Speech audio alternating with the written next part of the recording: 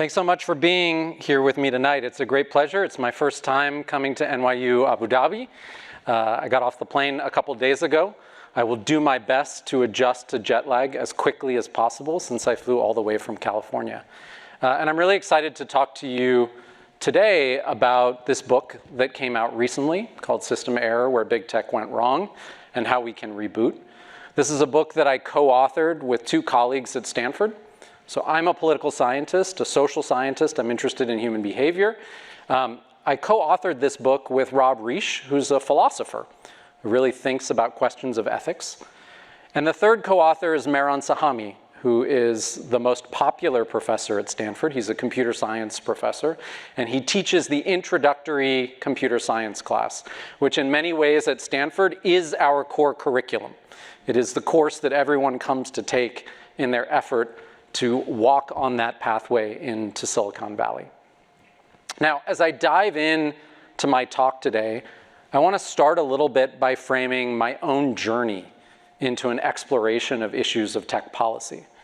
Because as you heard in my introduction, I'm a professor of international studies. I spent time at the White House working on issues of global development, democracy and human rights. I was the deputy UN ambassador. Issues of tech policy have been incredibly far from my mind. But two things really transformed my trajectory. The first is when I was a senior official in government, and this was the first Obama term, the second Obama term. It became very clear to me the extraordinary gap that exists between those who are building new technologies and those who are responsible for governing a society being transformed by technology. Now, I should have known this because I live in Silicon Valley, and I would fly across the country to my workplace, either at the United Nations or at the White House. But the gulf between these two cultures, the lack of understanding and awareness of the technological frontier, and the critical decisions that were being made not in the halls of government, but in the C-suite, the executive suite of so many companies, were really just so poorly understood by my colleagues in government. Some of the moments that this became most visible were, for example, when there was a terrorist attack in the United States. It was in San Bernardino in California, and it spurred one of the most important debates that we've had in the United States about the role of new technologies that preserve privacy, what's called end-to-end encryption. And for public display, in a very concrete way, was the tension between people's desire to protect the information on that phone that all of us carry around, and government's often legitimate desire to be able to protect the population writ large. And so the new technologies that had been introduced to protect people's private information on the iPhone were running headlong against government's desire to be able to access information on an iPhone in order to prevent what people feared could be a follow-on terrorist attack to what had happened in San Bernardino. Another moment where it became fundamentally clear was one of the first major cyber attacks on the US private sector. This was on Sony, which is headquartered elsewhere but has a big presence in the United States. There was a question of who had carried out this cyber attack. This was, people might remember, a number of years ago when Sony had released a movie that was a mockumentary of Kim Jong-un of North Korea. And there was a cyber attack that basically took all of this personal information, embarrassed Sony executives, put it out into the public domain. And in the White House, we were trying to figure out, what do you do when there's a cyber attack on a company? It's not an attack on government. What's the appropriate response? How does one even figure out who has carried out this cyber attack? So these were the early stages of what is really an old and long functioning policy apparatus trying to figure out what to do about new technologies.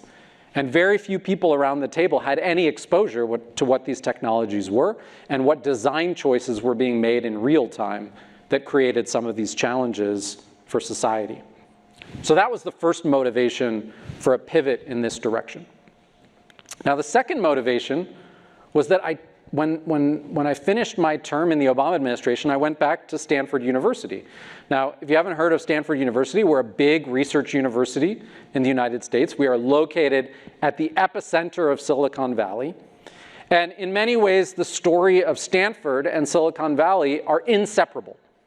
That is, many of the foundational technologies that have created the internet, that have created the personal computer, the iPhone, the mobile revolution that we're in, social media platforms, they were developed through the research and development enterprise of Stanford. And Stanford really had a focus on commercializing these technologies. And so really helped to cultivate the venture capital industry and the pathway that has brought so many of these technologies into your home. So I came back to Stanford in 2015, and I discovered a campus that had been transformed. I'm a political scientist. I teach intro political science. I want to help students think about the world, the relationship between states, geopolitics, how regimes are designed. And there were no longer students in my classroom. Now, I thought maybe it was that I had lost my skill as a teacher. Maybe that was the problem, why students weren't showing up, but there was actually a bigger structural force at work. And the structural force is what you see on this picture, which is that between 2010 and 2020, the number of students majoring in computer science at Stanford had gone through the roof. Students were leaving the social sciences in droves. They wanted to major in computer science. They wanted to become engineers. They wanted to become software designers or to build hardware. They wanted to exercise influence in the world in the way that the techno-optimists of that period and still today think was possible. And so Stanford began to get this reputation. Here's a story from the New Yorker, which is a major magazine in the United States, which called Stanford Get Rich U. So if you were a young, energetic, brilliant student and you wanted to get rich, your path was to go to Stanford, and it was to major in computer science. And so I had a decision before me when I came back as a faculty member, which was, did I want to teach to an empty lecture hall about political science, or was I going to go to where the students were, which was in the computer science buildings? And I thought that maybe one of the most important things I could do as a teacher was to take my knowledge of how societies function, how as social scientists we measure the impact of changes in society on human behavior, people's experience of the world, their economic trajectory, their political attitudes, take my real-world policy experience navigating some of the dilemmas of making decisions on behalf of the American public, take that expertise and bring it over to the engineering quad. Because if students were going to come to me, what I recognized was so important was that if Stanford is the proving ground and the training ground for the next generation of leaders of technology companies, that in the generation ahead, we were going to need a set of leaders in technology that were prepared to grapple with the social consequences of the products that they were building. So I joined forces with a political philosopher and the most popular computer science professor on campus. That's how I knew we would get students, right? Because they'd want to take a class with this computer science professor. And we began to teach about issues of policy and ethics to Stanford's computer science majors. And so over the last 6 years, I've taught every Stanford computer science major to think about these issues in systematic ways, to think about the responsibilities that they carry as engineers and technologists, and to prepare them to engage in a world in which technologists are not just responsible for getting product into market, but they're responsible for thinking about the consequences of putting those products into market on the society that people live in. So tonight I want to tell you a bit of the story of what's come out of that work. Training 1,500 computer scientists, working with engineers at night, engaging companies that are trying to think about their social responsibility. And I want to begin with a story. This is the way the book opens. The book opens with a story of this young man. His name is Joshua Browder.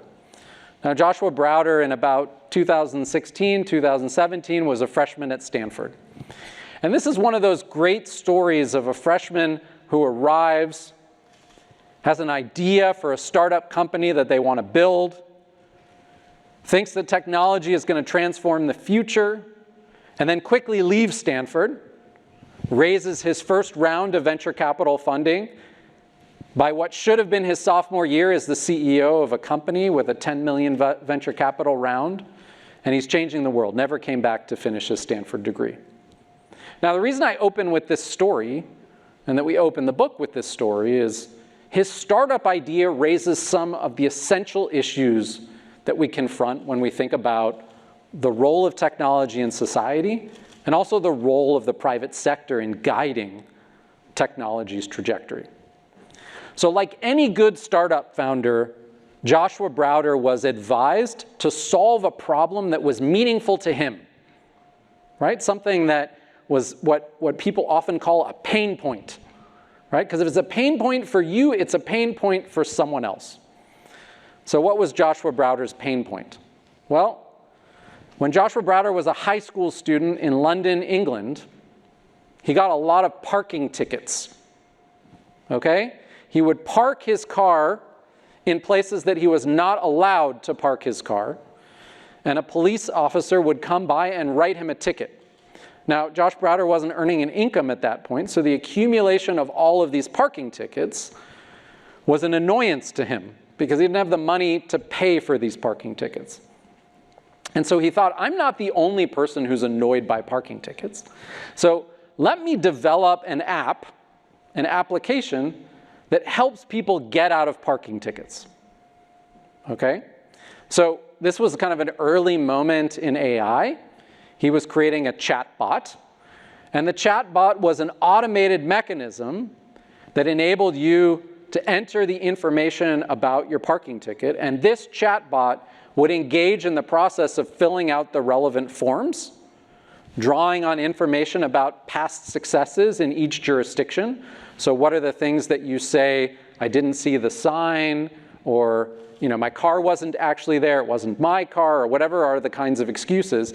And you kind of gum up the process such that ultimately lots of these bureaucracies quickly let you out of the parking ticket. It's just not worth their time to kind of call you down to court. And so he optimized getting people out of parking tickets. Now, this application was called Do Not Pay.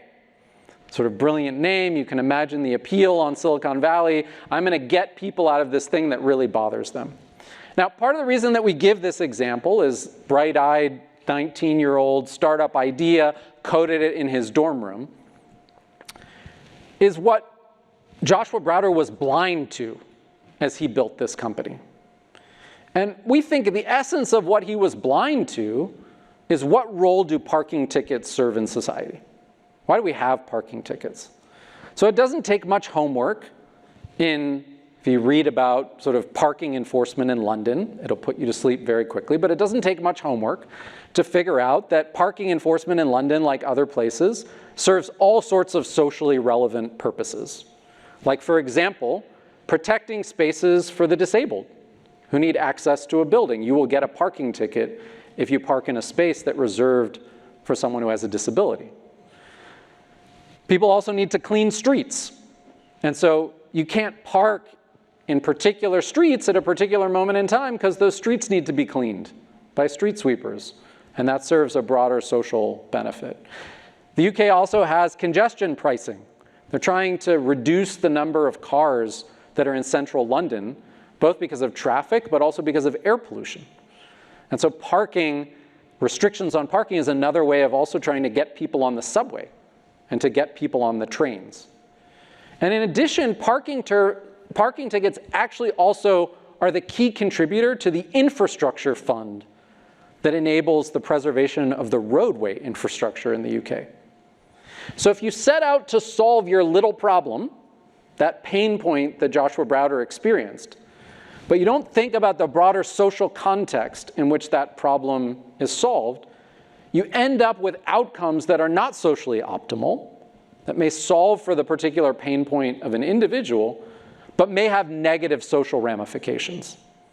Now, I'll admit you all may not care very much about parking enforcement. In fact, maybe you have a lot of parking tickets, and so this application sounds really enticing to you.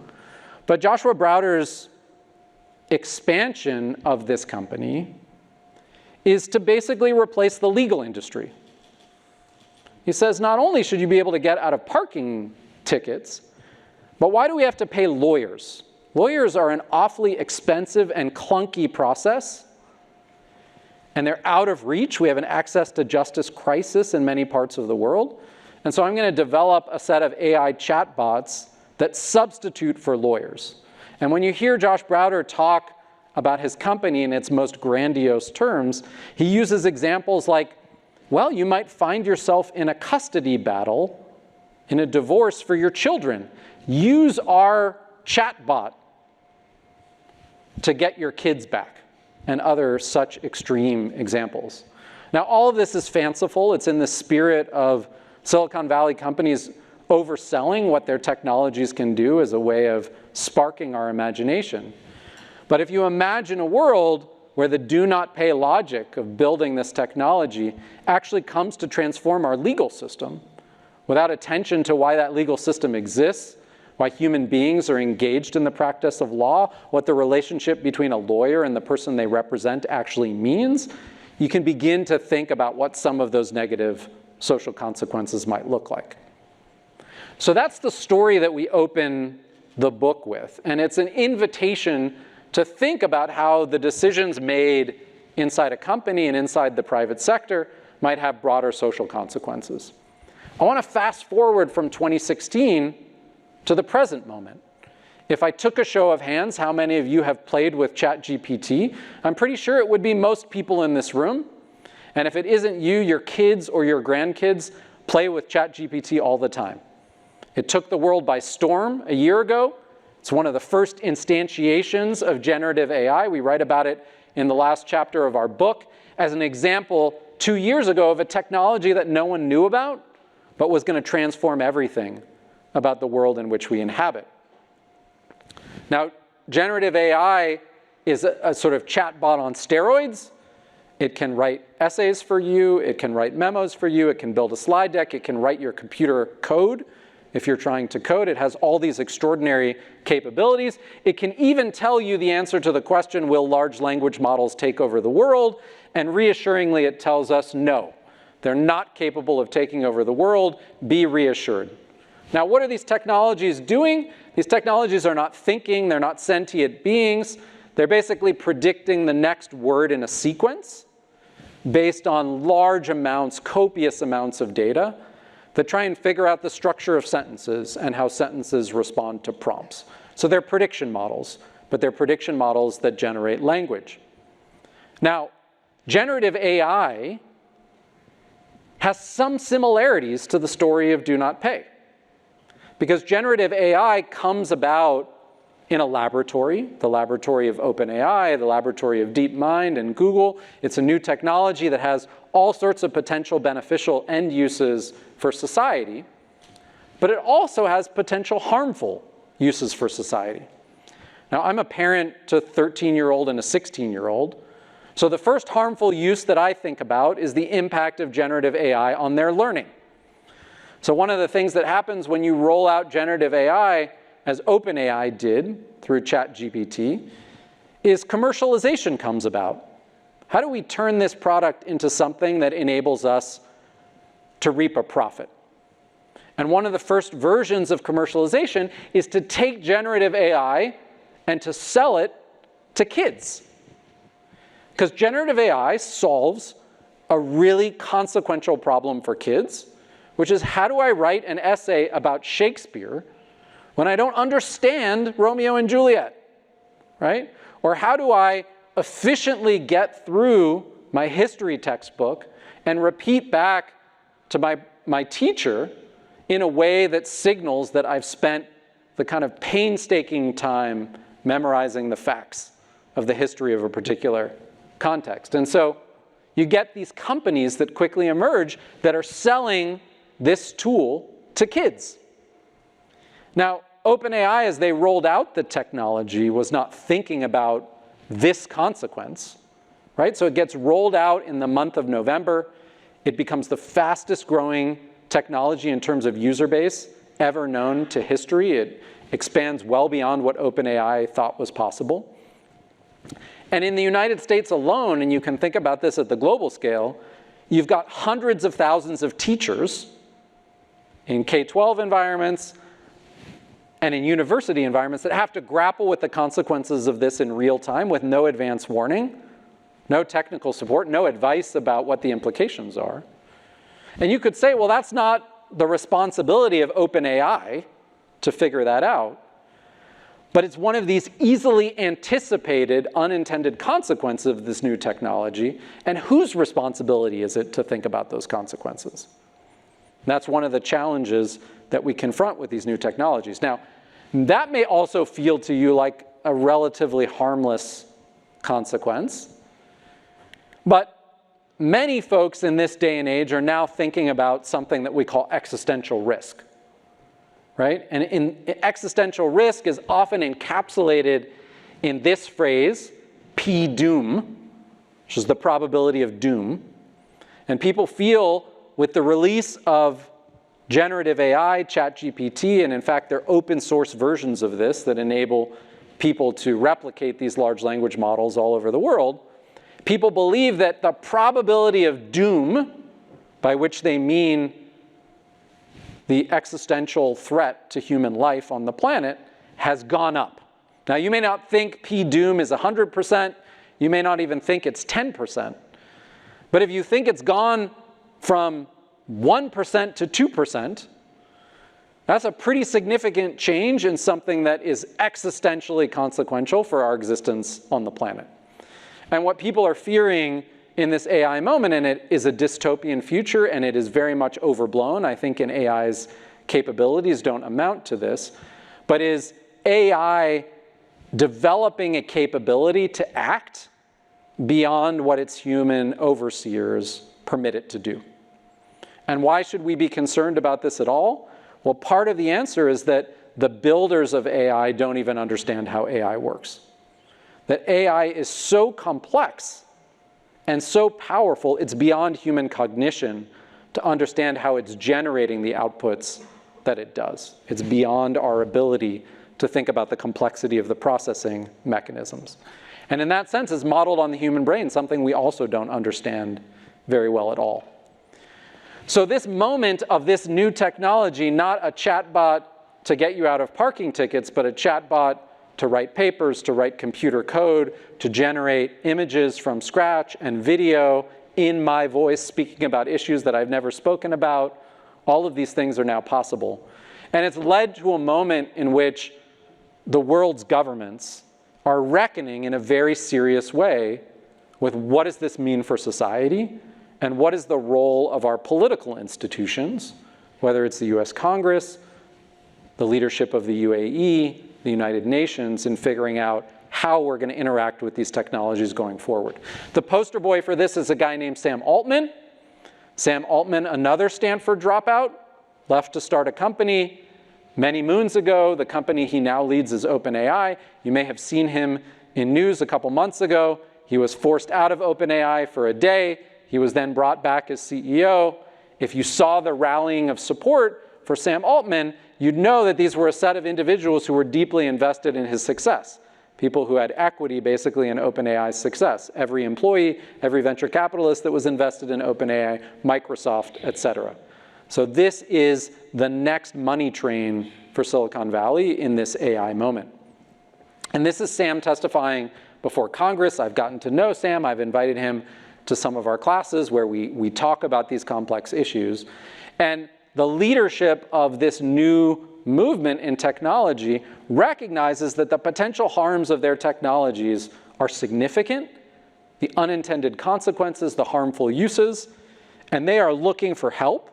At least that's what they say, and they are looking for government to begin to shape the trajectory of these technologies. But what government should do is very much an open question, and I'll kind of end my talk with where that debate stands.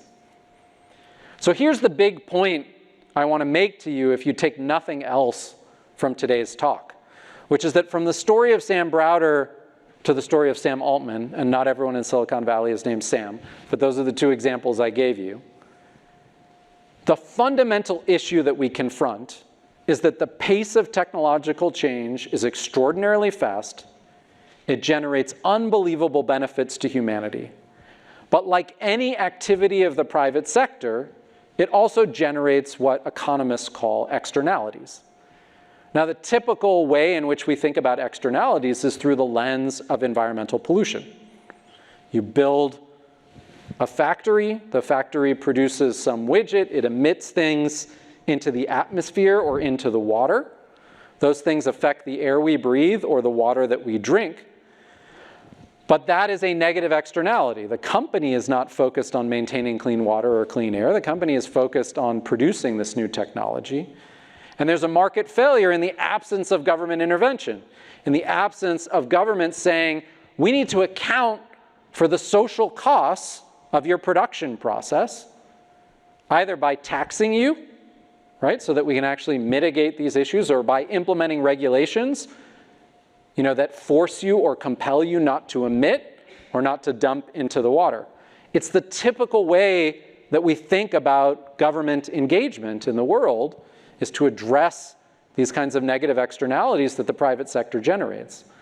But we have not used this lens to think about new technologies. And it's absolutely the right framework for many of the dilemmas that I'm going to describe. Now, what motivates thinking about this through the lens of externalities is that in the design of new technologies, there are choices that have to be made. Choices that weigh competing values. And I'll give you examples of what those competing values are. But if those choices are only made by the technologists who build new technologies, their incentives are to weight those values in a way that serve their private interests rather than what might be our social interests. And you could say that's fine. That's actually the role of the private sector. But then the question is, who's weighing our broader social interests? And a world in which government sees the advance of technology in an unfettered way is one in which those value trade-offs are never refereed. And I would say for you that the first 2 decades of this technological revolution that begins with the information superhighway, information services, the creation of the internet itself, search, social networks, etc., is one in which, as human beings, we have abdicated our responsibility for having a view about how to regulate the social consequences of technology, and we have trusted the leaders of technology companies to make those decisions on our behalf.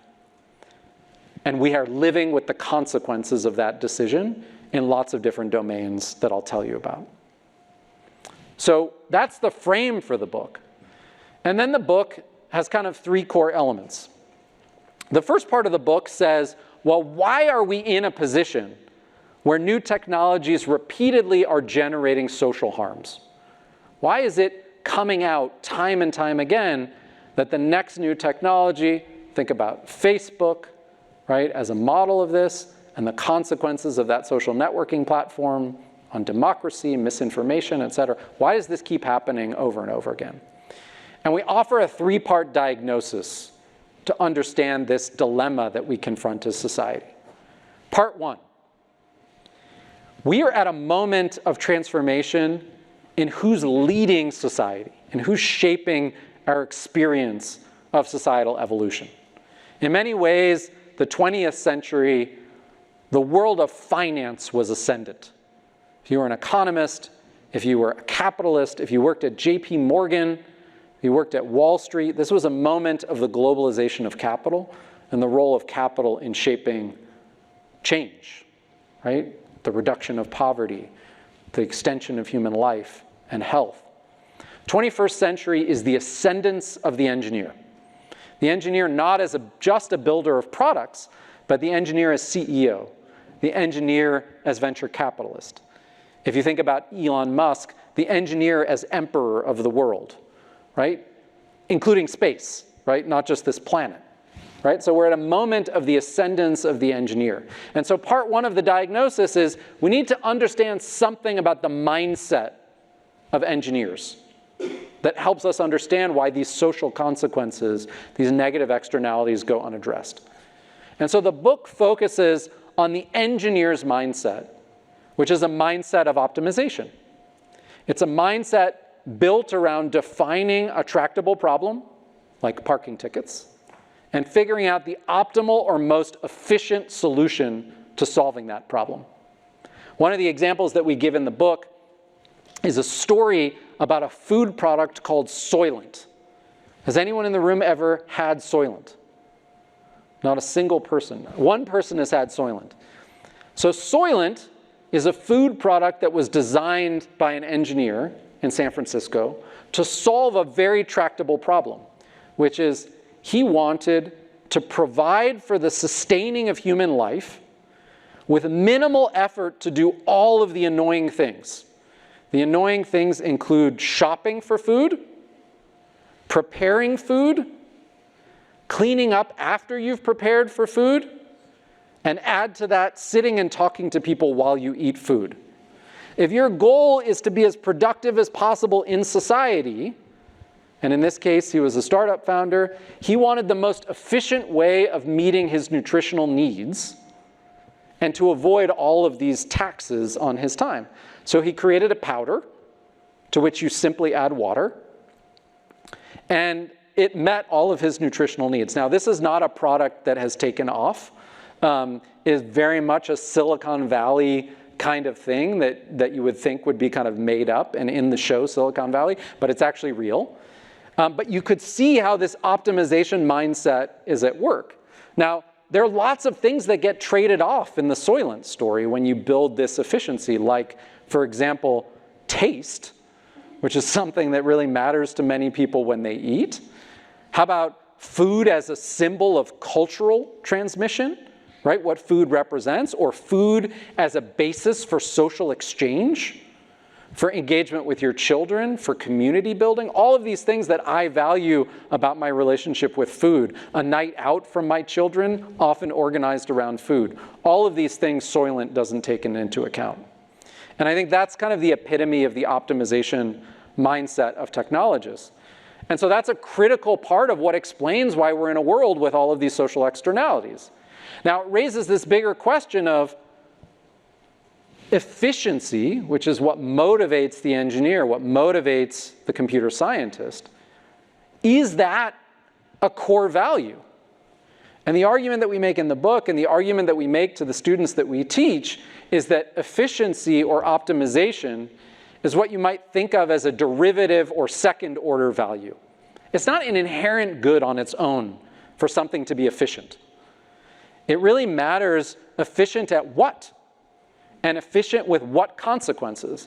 And so if you're not thinking about these kinds of trade-offs when you approach an optimization problem, you're treating efficiency as a primary value, and efficiency is really a secondary value.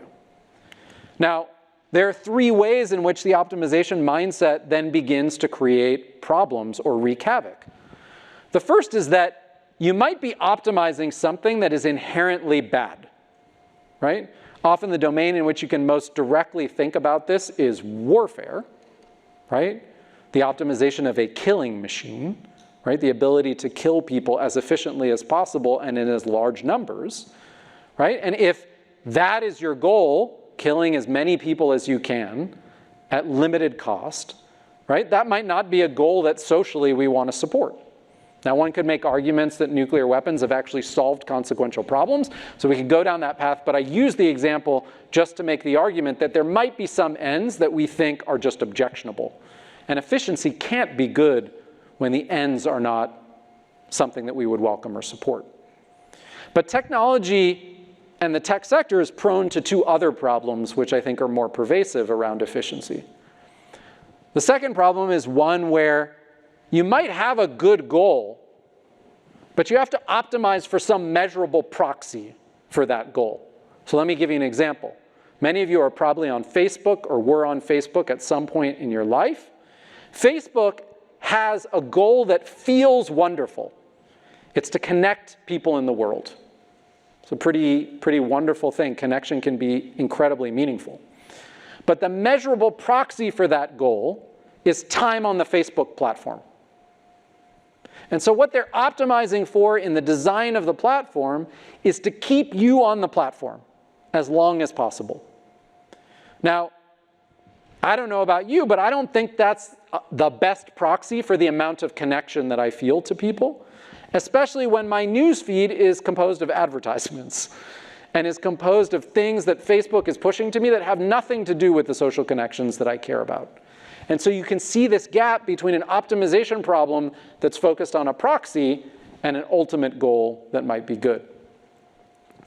But the most pervasive problem is that when you're designing new technologies, there are often multiple goals, and those goals are in conflict with one another. And so if you're not thinking about all of those different goals, so I gave the example of the iPhone and access to information on the part of the government, let's take something like Signal. Signal's an application like WhatsApp. People can chat with one another. It's end-to-end encrypted. It's not something where a government or even the company can access what is exchanged on that platform. That is an application that optimizes for privacy. It puts privacy as the primary value. But as a society, in this country, in any other country, you might have other values that you think are equally important to privacy or even more important than privacy. And the introduction of Signal as a technology doesn't referee that value trade-off. It chooses the value that then gets imposed on everyone. And that has had significant consequences in the United States, not just in the terrorism example, but for example, related to pornography and child pornography and trafficking. The inability of government, which even has laws on the book, right, to prevent the sharing of this information, it can then not be accessed. Now, we can decide that we care more about privacy than we care about the prevention of child pornography, but whose decision is that to make? The CEO of Signal or a set of political processes? So that's the first part of the diagnosis, an optimization mindset that blinds the technology industry to a set of value trade-offs. Second challenge, part of the diagnosis, is when you take the optimization mindset and you combine it with the structure of finance for the technology industry, which is called venture capital, what you get is extraordinary pressure to scale new technologies quickly to dominate the market before we understand anything about their social consequences. Now, why is that a direct product of the way the venture capital industry is structured? The venture capital industry is basically betting, okay? It's the accumulation and organization of private capital. You're investing in lots of different companies. Most of those companies are going to fail, which means you expect no financial return. But your goal is to find that one company that is what's called a unicorn, right? Gets to $1 billion valuation. And that helps you realize all of the financial returns to pay back your investors and to pay yourself. So what kind of behavior does that lead to? The behavior that it leads to is what's called blitz scaling. Your job is to scale as quickly as possible to get into the hands of as many users as possible, to realize all the network effects and market power that come from being first, and to deal with the consequences of that on the back end. Well, who's meant to deal with the consequences of that? Well, it's not the venture capitalists, because they've already exited. They've gone off with their return, right, as the company went public or as the company was sold. And so it's left to society to deal with those social consequences. So you combine the optimization mindset with the structure of venture capital. And then there's a third element of the problem, which is that despite externalities being the kind of oldest challenge that governments have confronted with private sector development, in Washington, D.C., and Washington, D.C. is relevant because the tech industry really has its roots in the United States, Washington decided to craft a regulatory oasis around large tech companies. This was a decision that was made in an administration of Bill Clinton and Al Gore. This was in the 1990s. There's this kind of oft joked about phrase Al Gore used to tell people when he was running for president, that he had invented the internet, and people laughed about this. I talked to my students about this. None of them have ever heard of Al Gore because he's the guy that lost in 2000. But he was a really consequential political figure in the United States in the 1990s. And what he means by I invented the internet wasn't that he coded up the internet, but he created the regulatory environment in which the internet could come about. And that regulatory environment was one that shielded large tech companies from effectively any government oversight. with respect to accessing your personal data, with respect to liability for the content that appears on social media platforms, right? With respect to sort of informed consent for the ways in which they might use your information or sell it to third parties. Like all of these things with respect to mergers and acquisitions. Basically, the Clinton administration was so intent on what they called at the time, which was paving the pathway to the information superhighway. They said, we need to treat this sector differently than any of the other sectors of the private economy. And they've basically stuck with that ever since. And so these are the three elements that bring us to the current moment, not just of Joshua Browder and the consequences for parking tickets, but also generative AI. And what is generative AI going to mean, not just for the classroom, but for people's labor or for the probability of doom for society? And we're at a moment where government is trying to recalibrate. Now, the second part of the book then says, okay, that's the moment that we're in. What are some of the domains in which these value trade-offs have been apparent, but where decisions made by the private sector have maybe not served the collective or social interest? So the first story that we tell is about the use of algorithms and issues of algorithmic bias. And the value tension here is between efficiency in serving some end and notions of fairness and justice and equal treatment. The example we give in the book is about Amazon, which is a large company, operates all around the world, and it needed to solve a really hard problem, which is how does it hire people at the scale that it needs? Amazon has so many jobs, you'd have to have an extraordinarily large human resources staff to fill all these jobs. And so Amazon had this brilliant idea, which is let's generate a predictive model that could review people's resumes and tell us whether someone would be a good fit for Amazon or not. And how are we going to build that model? Well, we actually have copies of everyone's resume who has applied to Amazon in the past. We can turn that into raw data. We also know everything about everyone we've hired. We know whether they've performed well at their job. We know whether they've gotten promoted. We know their bonuses, whether they've been remunerated over time. So we can actually generate a predictive model. So on the basis of any resume incoming, we can make a prediction about whether you're a good fit for Amazon. World's best computer scientists working on this human resources problem. So they build this predictive model, and what happens? Well, the predictive model predicts that women are a bad fit for Amazon.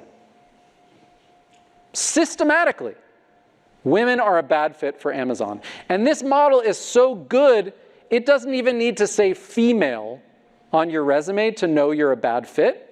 It knows that you went to a women's college. It knows that you play sports that are correlated with being a woman rather than a man, like field hockey, for example. And so it dings your resume if you have anything that signals that maybe you are a female. Now, Amazon recognizes this. That's the good news of the story. They discover that it is systematically biased against women.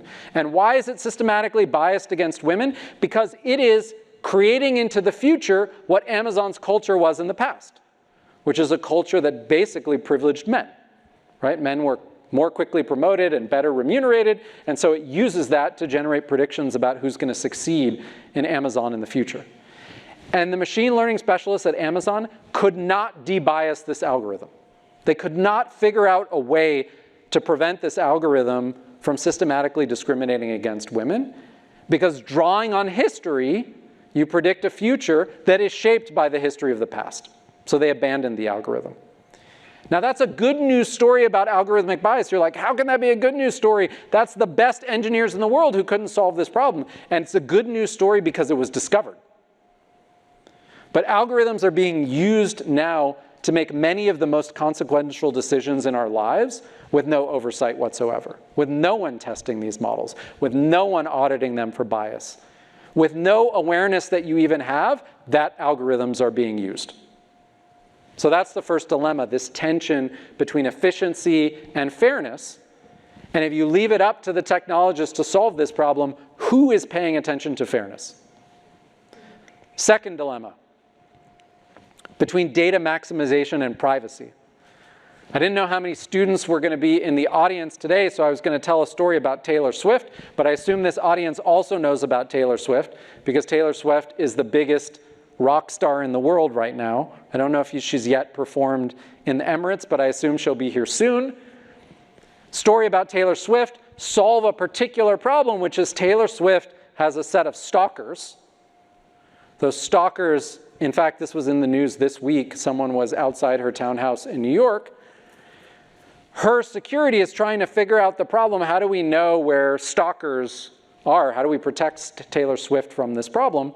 So they build a set of facial recognition tools that they install at all of her concert venues. Okay? That's pretty good, like on the security front, basically getting a predictive match. You kind of know the face of the person that you're looking for. You're at the kind of, you've got boxes, people are coming up, they're looking at the videos of Taylor Swift that you're showing, and behind that video is a camera that's getting a precise image of their face. You can basically warn her security that the stalker is here. Well, smart security companies were like, actually this information that we have from people's faces is way more valuable than just solving Taylor Swift's security problem. Because we set up these consoles at Taylor Swift concert venues, which are showing repeated clips of Taylor Swift performing, and people come up and watch them. And we get to see how people respond to these videos and what gets them excited and what is boring to them, and we can actually monetize that information. We can turn that into information to help Taylor Swift and those who produce materials for Taylor Swift sell more material to Taylor Swift fans. And in fact, we get good demographics, right? Because not only do we have adults looking at these videos, but we have Swifties looking at these videos. 13-year-old girls, 11-year-old girls, and we can see what excites them and what doesn't. Only problem is no one knew they were being videoed. No one knew facial recognition technologies were being used on them. No one knew that their personal information was being monetized. And if you think that's just a Taylor Swift example, that's Gmail. Gmail is free. You're like, it's so great that Google offered me Gmail. It's free. Why is it free? Everything on Gmail is information that Google is using to perfect its core business, which is to be the world's best advertising platform. Everything that you put on Facebook is being sold and used with third parties with your consent, but without your understanding. Why? Why do I know that you've consented? Because you clicked OK at some point without reading 100 pages of legal language that you can't understand. And so all the deck is stacked against you having any privacy, any control of your own information. So another value tension, the value of data maximization versus the value of your privacy. Third tension, and this is the moment that we're at with generative AI, the tension between automation of fundamental facets of work and human behavior, and a value that we might call human well-being, right? Our ability not only to meet the needs of ourselves and our families, but also to find meaning in our purpose on this planet, right? And a lot of us get that meaning from the work that we do. And so we're definitely at a moment where people are thinking about issues of the displacement of labor related to generative AI. You might have been aware that just last year, there was a strike in Hollywood. There was no new production, both for actors and for writers. One of the central concerns of that strike was that generative AI is going to be used not only to produce animation, content of various forms, but to replace writers. What's going to protect writers in this moment, especially when companies are thinking about their bottom line? So this is a real consequential issue for the moment. The techno-optimists would say, there are waves of technological change in society all the time, and people adjust. New jobs are created, there's a sort of transition time. But one of the things that's often ignored is like, well, who's disproportionately affected by dislocation? And who's paying for the costs of transition? Because transition unfolds slowly, and real human lives are affected by transition, especially when transition unfolds over decades, not over months. Not over the months that you lose a job and have to feed your kids. Last dilemma, and then I'll come to the conclusion of the book, is the dilemma that's presented around speech. So social media platforms have been extraordinary as a tool for empowering the individual. And some of the most optimistic voices in the emergence of new technology said, this is the moment where the individual challenges all of the hidebound institutions. Hidebound institutions being companies, governments, monarchies. The individuals will stand up and be heard. No one can silence them. Well, one of the things that's happened as we built these social media platforms is that these social media platforms aren't just used for the optimistic expression of human ingenuity and creativity and aspiration, but they can also be used to stoke polarization, to spread disinformation, to foster discontent. They can be weaponized. They can be weaponized against individuals who are doxxed and bullied. They can be weaponized against societies that lose the ability to separate truth from fiction. Those are social consequences of the social media platforms. And right now, if you're interested in addressing those social consequences, the person that you need to talk to is Mark Zuckerberg. The person that you need to talk to is Elon Musk. And Mark Zuckerberg and Elon Musk, well, Elon Musk is accountable to no one because his company is privately held.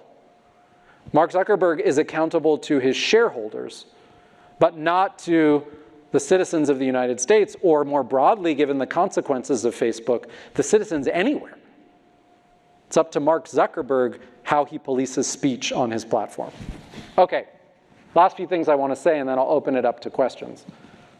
The book ends on a hopeful note, so I don't want to sound like a dystopian or a Luddite who thinks new technologies are just destroying the future. I benefit from new technologies. My kids benefit from new technologies. I think technology has been an extraordinary generator of human progress. What concerns me and my colleagues is that human beings, non-technologists, have abdicated the responsibility for shaping technology's impact on society. So the metaphor I like to use is that when we think about technology and its impact on society, we treat it like a wave when we're standing in the ocean. You can't stop a wave. So we stand there and we let the wave wash over us, or we step back so it doesn't hit us as hard. But we don't try to change the trajectory of the wave. So technology happens to us. And I think that's wrong. Technology doesn't just happen to us. In fact, technology is ours to shape. And I think about ours to shape in a whole variety of ways. The reason I'm teaching young technologists is technology's impact on society is going to be a function of the choices that technologists make in the companies that they work in. The products they choose to build, the products that they don't build, the features they introduce, the pace at which they roll things out in society, the way in which they think about their company's bottom line. Technology is going to be a function about the investments that those of us with capital choose to make and what we hold companies to as a function of taking our capital, whether you're in venture capital or you're just buying stock on the stock exchange. The effects of technology are ours to shape if you are a consumer of technology. And everyone in this room is a consumer of technology. If you use Netflix, if you use Google Search, if you have a mobile phone. And so you make choices about what you're willing to accept or not. And of course, the effects of technology are ours to shape because all of us live in polities, in societies where politics happens, and the institutional rules of those politics may differ from place to place, but ultimately we live in organized societies that are different than companies. And those organized societies are where decisions are made either via deliberation or on our behalf about the way in which we will relate to technology. And I come from a democracy, and democracy is our technology for making decisions about how to referee these value trade-offs. It's not in the corporate boardroom, it's in deliberation and debate between people who have widely differing views, and we try and arrive at a decision about how we want to live together. Now, technology companies would say, forget it, Jeremy. We don't need politics to solve these problems. If you don't like the impact of technology on society, opt out. So this is Brian Acton. He was the founder of WhatsApp, another technology that I think lots of people use here. WhatsApp was bought by Facebook He sold it to Facebook. He thought Facebook was going to protect a lot of his values. He got really upset when Facebook moved in directions that he thought were inconsistent with his goals for the application. So he quit Facebook, and he went online and he said, it's time to delete Facebook. And we've had moments like this where people want to delete Uber, get rid of Google, don't use any of these things, get rid of Zoom. I don't know if you use Zoom here, the way that all of us now have meetings or hang out with our kids or our grandparents or whatever it might be. Just delete apps. Now, the point I want you to take away, the thinness of this response to the moment, is that you can opt out of applications, but you don't get to opt out of the impact of these applications on the society that you live in. You don't have to be on Facebook, but if Facebook is destroying truth in your democracy, you live with that whether you're on Facebook or not, right? If Uber is displacing labor in a way that puts the obligation for meeting the needs of displaced workers on the state, it shows up in your tax bill, whether you're using Uber or not. So this is an approach to thinking about problem solving that serves the interests of the companies but doesn't serve the interests of society writ large. So actually the answer is much more in systemic solutions. And I want to talk about 3 systemic solutions, and I want you to have in the back of your mind another moment of extraordinary technological change, which was the creation of the automobile. Automobile changed a lot of things about the way that we live. It enabled people to work far from where they live.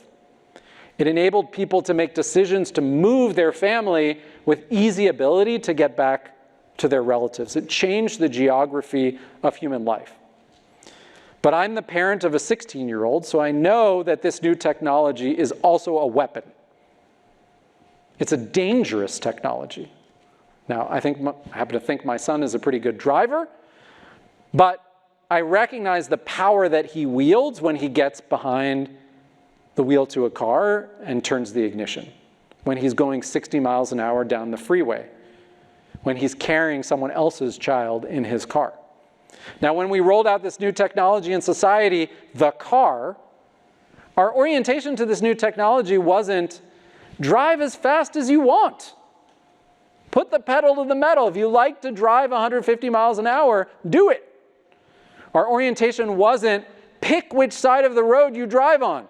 Drive on the right. If you like driving on the right, drive on the left. If you like driving on the left. We didn't say, if you like to drive fast by schools, drive as fast as you can. We recognized that there were a set of social implications of this new technology, and we built a set of rules of the road that enabled people to coordinate their behavior, both to realize the benefits of new technology, but also to mitigate some of the potential harms. That's the moment that we're at with generative AI. That's the moment that we were at with social media, that we were at with internet search, that we're at with the mobile phone, that we're at with the metaverse, right? These are the moments that we're in. What are those systemic rules? And I'll just end with 3 sort of perspectives that we have on what's needed to address these externalities in a more systematic way. The first is that we've got to recognize that the pace of technological change is always going to be faster than the pace at which government can address social harms, which means that thinking about the social consequences of technology can't simply be the province of government. It has to be the province of and responsibility of business as well. And the way that you think about that is the emergence and the need for creating a set of self-regulatory norms inside computer science and engineering around issues of responsible product design or responsible artificial intelligence. Now, why do I think such a thing is possible? Different than laws, different than government institutions, because it's exactly how the life sciences emerged. The other most powerful technology that's shaping the next century is CRISPR. It's a gene modifying technology. It's going to shape everything about human existence going forward. You've heard a lot less about it.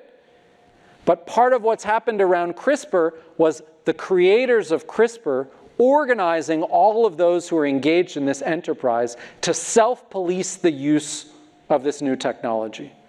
Why? Because they were concerned about the genetic modification of babies, Initially, it was a concern that was abstract until there was a doctor in China who did it.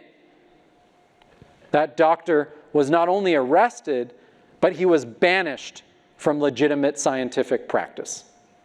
So a set of norms inside of the scientific community about acceptable uses of CRISPR and unacceptable uses, recognizing that the pace at which this technology could do harm was far faster than government was going to be able to respond.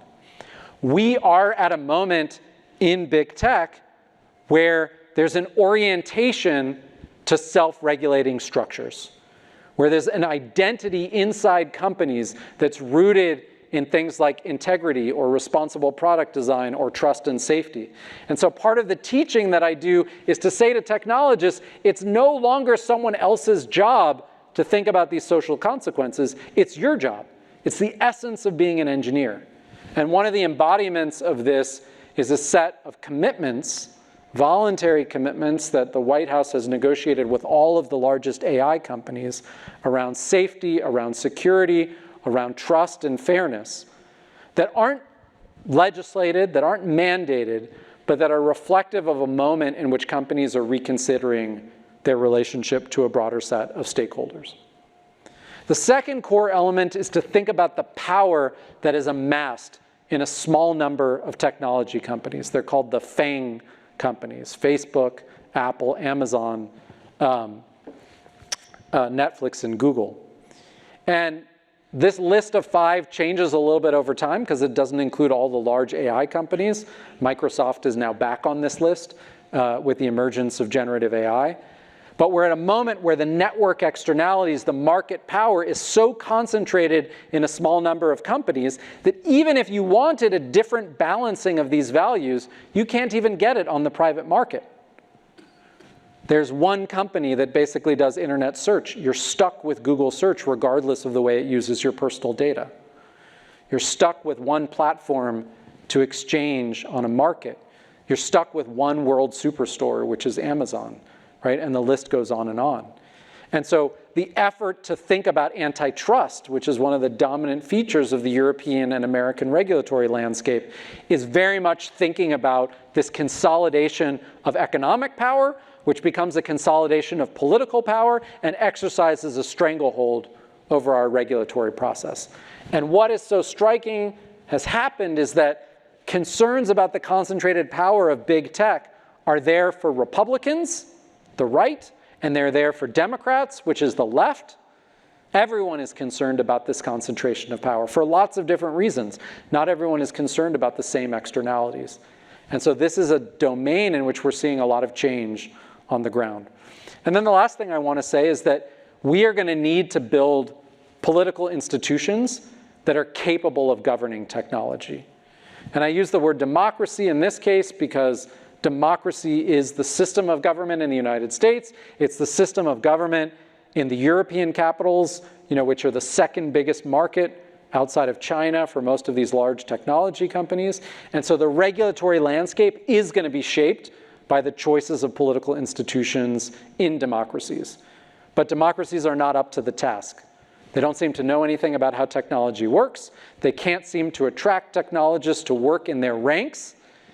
And the political incentives, because of the concentrated power of large technology companies, are such that our political institutions have often been quite captured by the interests of those who exercise power through these large concentrations of private capital. But the United States isn't the only regulatory environment. And I'll just end by saying we're at this moment right now where there are competing paradigms about our relationship with AI. What is the role of government vis-a-vis AI? And the US just rolled out its own regulatory framework.